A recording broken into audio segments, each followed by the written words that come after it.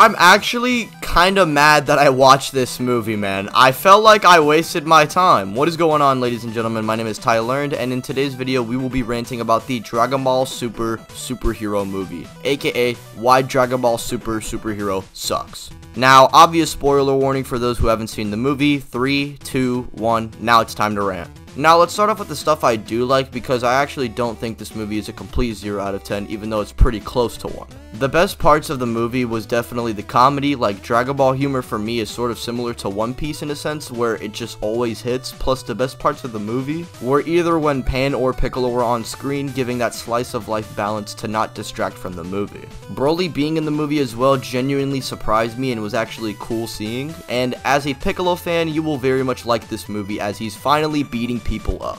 This is literally all I have for compliments of the movie, and I'm serious. The movie's main plot is that some random dude wants the Red Ribbon Army back for some reasons we do not know, and to that, he needs Gero's grandson who eats Oreos, and guess what? Wants to make the perfect android. And despite the grandson as well just being Gero naturally and causing harm to people for his own entertainment, he wanted to be looked at as a hero, which honestly doesn't fit well for the character, especially when his grandpa is a man carried by pure bloodlust. And the movie tries to point out that maybe Gero's grandson isn't so bad after all and ends up working with Bulma, but he's one of the main people responsible for this whole thing. They're trying to say, oh, he's not as bad as Magenta, so he's not good, but he's not bad either. But I disagree completely. Bro is committing mass genocide just for the fun of it. And now they're trying to make it act like, oh, he messed up, but he wants to redeem himself. This is so unearned and completely contrived. Then the androids that are created, Gamma 1 and Gamma 2, do nothing besides just look cool while fighting. Like, their lack of personality is crazy. It's just one is quirky and goofy while one is serious. That is literally it. Like, these guys are like the Bora equivalent of complex characters. And one of the brothers ends up sacrificing themselves, right? And the movie tries really hard to make this an epic and emotional moment, like, oh my god, no, the brother's gonna die.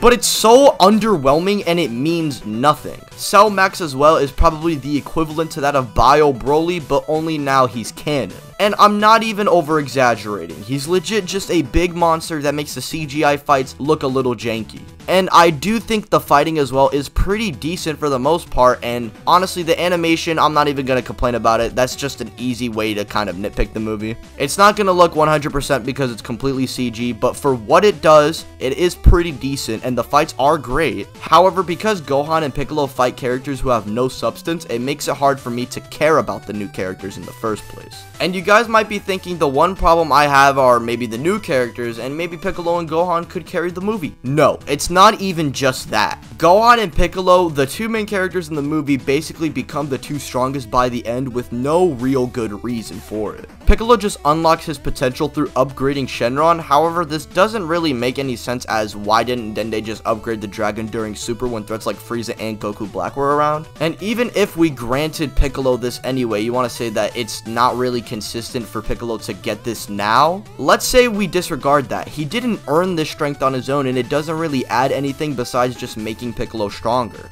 I am happy about this because I am biased towards my GOAT, but it also has no substance and just appears out of nowhere, which is sort of just as disrespectful as shafting Piccolo in early Super in the first place. Like, they tried to redeem this man so late in the game. Why didn't y'all try and do this like back in like the Universe 6 tournament? I don't know, bro. This movie should not have happened, bro. And Gohan in this movie is a complete mess. It's shown and implied he hasn't been training, even though throughout Super and even on arcs like Moro, we have seen Gohan learn what it's like to not train and protect his family the hard way, and Super actually builds him up to be a better character than ever by finding that balance. And the manga, despite taking a different route than the anime and being a little more rushed, still went with a similar arc to what the anime was doing, keeping his relevance but also not having Gohan out of character.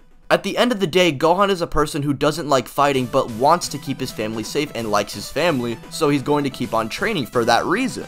He doesn't have to be the strongest fighter, he just has to be strong in his own right. But in this movie, we have legit Gohan studying bugs, getting dropped by weighted Piccolo, spending so much time being a geek and not having balance, that he didn't even realize his daughter was kidnapped and couldn't even tell that Piccolo was the one there. And by the way, Gohan would need to get a rage boost to go Mystic, and then an even bigger one to go Beast mode, which is just literally Super Saiyan 2 but with white hair to keep the boomers happy, since they've been upset about Gohan quote-unquote peaking at the Cell game, when in reality that's not what his character stands for. The fact that the movie makes Gohan the strongest person around and implies that he has to be the strongest person around, even though before this movie it was established that he didn't have to be that, not only is terrible for the character of Gohan, but makes this cool moment feel so soulless. Like, besides saying, wow, that's a cool moment, I can't really say anything else. Goten and Trunks also pull up to do nothing and add unfunny scenes, plus Goku and Vegeta mainly not adding to the story, especially when the main thing they are trying to promote is that Gohan surpasses these two, is somewhat odd, and we only just get, oh yeah, Gohan's stronger based off statements. It's so cringy. This movie is barely better than ROF. Honestly, I'm tempted to rank this as a 3 out of 10, but I'll be generous and give it a 4. I do not like this movie.